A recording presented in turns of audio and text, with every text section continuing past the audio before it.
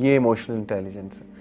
جذبات سب کو آتے ہیں لیکن ان جذبات کا صحیح استعمال، اس کو ایموشنل انٹیلیجنس کہتے ہیں۔ رسول اللہ صلی اللہ علیہ وسلم کو بھی غصہ آتا تھا، صحابہ کو بھی غصہ آتا تھا، لیکن ان کا غصہ کس قسم کا ہوتا تھا، کس بات پہ آتا تھا، کس سچویشن میں آتا تھا، کس طرح سے وہ اس غصے کو ڈائریکٹ کرتے تھے، یہ ایک بڑا زبردست سبجیکٹ ہے جو پڑھنے سے تعلق رکھتا ہے، ٹھیک ہے نا۔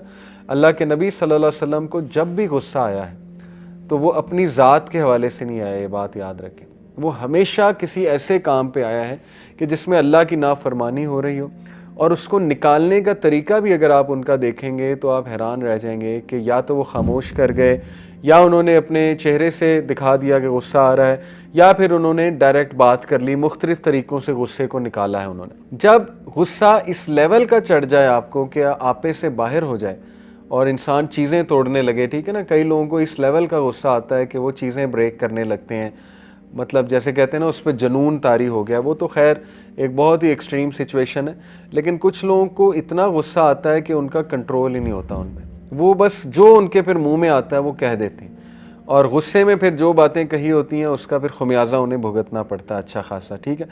تو انشاءاللہ اس میں ہم بات کرتے ہیں کہ اس کو کنٹرول کیسے کر سکتے ہیں۔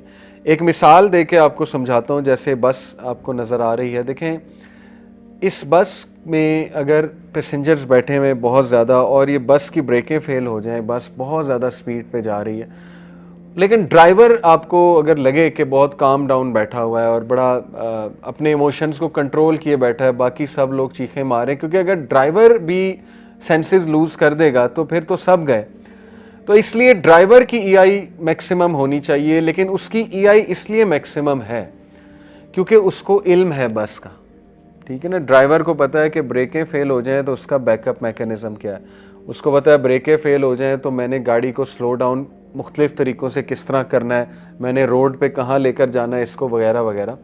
تو ای آئی کا تعلق نالج کے ساتھ بہت زیادہ ہوتا ہے، اور نالج کا مطلب ہے سیلف اویئرنیس، اور یہی ای آئی کا پہلا انگریڈینٹ ہے۔ جیسے کئی لوگ ہم انہیں کہیں نا غصہ کنٹرول کریں، تو ان کا نیکسٹ سوال ہی ہوتا ہے کیسے، ٹھیک ہے نا۔ ہم انہیں کہیں کہ یار اپنے جذبات پہ قابو رکھو، وہ کہتے ہیں کیسے، یہ ایک بڑا سوال ہے کیسے۔ تو یہ سوال کا جواب سمپل یہ ہے، جیسے ایک صحابی نے رسول اللہ صلی اللہ علیہ وسلم سے پوچھا کہ یا رسول اللہ برداشت کیسے آئے گی، تو اللہ کے نبی نے کہا برداشت کرنے سے آتی ہے۔ یہ بہت بڑا جواب ہے اگر آپ اس پہ کبھی غور کریں۔ میں آپ سے یہ پوچھوں کہ مسل کیسے بنتا ہے، جم جا کے، ٹھیک ہے نا۔ ایک بندہ جم ہی نہیں جا رہا، مسل کیسے بنے گا، یعنی ایفرٹ ہی نہیں کر رہا ہے، مسل کیسے بنے گا، اٹھا ہی نہیں رہا ویٹ، اس میں سکت کیسے آئے گی۔ تو اسی طرح ایک بندہ صبر کر ہی نہیں رہا، ٹھیک ہے نا، ایک بندہ غصہ کنٹرول کر ہی نہیں رہا، کنٹرول کیسے آئے گا۔ Same goes for these things, اللہ یہ کہ کوئی ذہنی بیماری نہ ہو، اللہ نہ کرے، ٹھیک ہے نا۔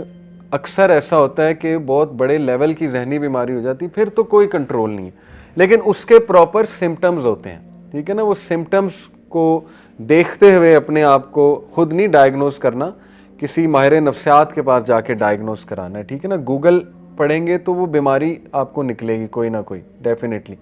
اینی وے، ای آئی بالکل لرن کی جا سکتی ہے، جس طرح لیڈرشپ لرن کی جاتی ہے۔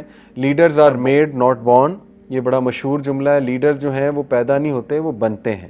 کیسے بنتے ہیں؟ لیڈرشپ سیکھ کے۔ اسی طرح ای آئی بھی سیکھی جاتی ہے، ضروری نہیں ہر بندہ ایموشنل انٹیلیجنس کے لیول پر پہنچ گیا ہے، نہیں، سیکھتے ہیں لوگ، اور یہ قرآن سے ثابت ہے، وَأَن لَيْسَ لِلْإِنسَانِ إِلَّا مَا سَعَىٰ۔ قرآن نے جب کہہ دیا انسان کو وہی ملے گا جس کی وہ کوشش کرے گا۔ ایک بندہ کوشش ہی نہیں کر رہا کسی چیز کی، اس کو مل کیسے جائے گی؟ کوشش کریں گے تو وہ چیز ملے گی نا، ٹھیک ہے۔ تو اتنی امپورٹنٹ ہے ای آئی کہ کارپوریٹ سیکٹر میں تو اس کی اتنی ٹریننگز ہوتی ہیں، یقین کریں، کیونکہ کارپوریٹ سیکٹر میں آپ نے ظاہر ہے اپنی جاب پہ مختلف قسم کے لوگوں سے انٹریکشن کرنی ہے، کوئی کنفلکٹ کی سچویشن ارائز ہو جائے، لڑائی جھگڑے کی، کوئی بندہ آپ سے لڑنے آ جائے، کوئی بندہ جو ہے وہ آپ سے ڈس ایگری کرنے لگ جائے، اختلاف رائے رکھے، بدتمیز ہو جائے، وغیرہ وغیرہ، تو اب اس کے ساتھ ڈیلنگ میں ای آئی ہے، ایموشنل انٹیلیجنس شامل ہے کہ آپ نے اس سے ڈیل کیسے کرنا ہے، ٹھیک ہے۔ تو یہ لوگ کہتے ہیں جو ماہر آپ کہہ لیں، ماہر نفسیات کہہ لیں، یا کچھ گروز جو ہیں جو کارپوریٹ سیکٹر کو اسٹڈی کرتے ہیں، کہ 90% ٹاپ پرفارمر جو ایک کمپنی میں ہوتے ہیں وہ ہائی ای کیو والے لوگ ہوتے ہیں۔ 90, यानी 9 आउट ऑफ 10 लोग वो होंगे हाई परफॉर्मर जिनकी EQ बहुत ज़्यादा होगी, यानी इमोशनल कोशेंट। वो कैसे कैलकुलेट होता है? वो जैसे IQ कैलकुलेट होता है ना, कुछ सवालात करके या कुछ सर्वे फिल करके, इस तरह EQ भी कैलकुलेट होता है। वो एंड में मैं फॉर्म भी आपको दिखाऊंगा।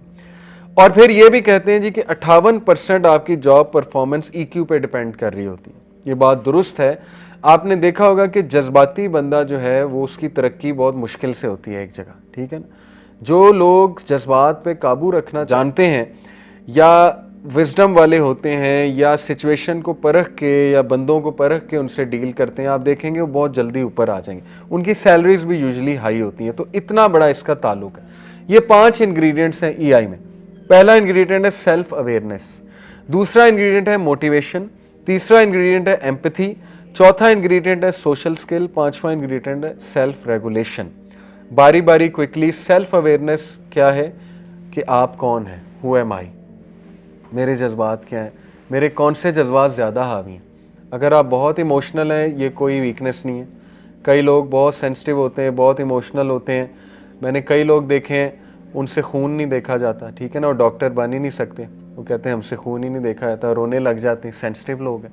मैंने कई लोग देखे हैं वो जानवर की पेन नहीं देख सकते। ऑन दी अदर हैंड आपने कई लोग देखे हैं वो इंसानों की पेन देख के खुश हो रहे होते हैं, ठीक है ना, उन्हें मज़ा आता है अगलों को टॉर्चर करने में। लेकिन कई लोग हैं वो तो इवन जानवर को पेन से गुजरते नहीं देख सकते। तो अल्लाह ने ज़ाहिर है नेचुरली, कई लोग जो हैं उनका किसी की कोई आजमाइश होगी। जैसे एक शख्स रसूलुल्लाह सल्लल्लाहु अलैहि वसल्लम के पास आया, अल्लाह के नबी बच्चों को चूम रहे थे, तो उसने कहा या रसूलल्लाह मैंने तो आज तक नहीं चूमा अपने बच्चों को।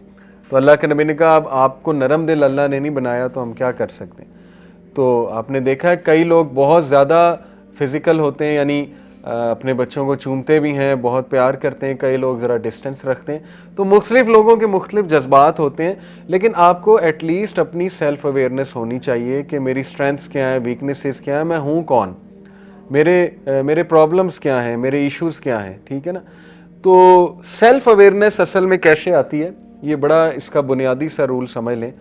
जितना आप अपने आप को कुछ करने वाले कामों में लगाएंगे, चैलेंजिंग टास्क में कोई जिम्मेदारी अपने ऊपर लेंगे, तो आपकी सेल्फ अवेयरनेस बाहर आएगी। अगर आप हर वक्त कमरे में बंद रहेंगे तो सेल्फ अवेयरनेस तो कभी आपको पता नहीं लगेगी आप हैं कौन। आप ट्रैवल करेंगे, आपको अपनी कुछ बहुत सी ऐसी चीज़ें पता लग सकती हैं जो आज तक नहीं पता लगी। आप किसी टीम का हिस्सा बनेंगे, आपको पता लगेंगे कि यार मैं तो चल ही नहीं सकता किसी के साथ, मैं तो जज्बाती हूँ, मैं तो ऐसे। हो सकता है वो नेगेटिव चीज़ें, हो सकता है पॉजिटिव चीज़ें हो, लेकिन आएंगी, सामने तो आएंगी ना एटलीस्ट। तो जब तक आप अपने आप को किसी चैलेंजिंग सिचुएशंस में नहीं डालेंगे, इसीलिए देखें हमारे एजुकेशनल इंस्टीट्यूट क्यों सोसाइटीज़ बनाते हैं, आप लोगों को ज़रा अपॉर्चुनिटी देने के लिए कि आओ भाई मुकाबले में हिस्सा लो, ज़रा आगे बढ़ो, कोई अपनी रिस्पॉन्सिबिलिटी लो, थोड़ा बहुत कुछ करके दिखाओ, ताकि तुम्हें तुम्हारी सेल्फ अवेयरनेस हो, ठीक है ना। तो जितना इन्वॉल्व रहेंगे, जितना एक्टिव रहेंगे, उतना आपको अपनी सेल्फ अवेयरनेस खुद ब खुद होती जाएगी। तो लोगों से इंटरेक्ट करने में मत घबराएं, सिचुएशंस में जाने से मत घबराएं, कम से कम कुछ तो बाहर आएगा ना, लर्न करेंगे।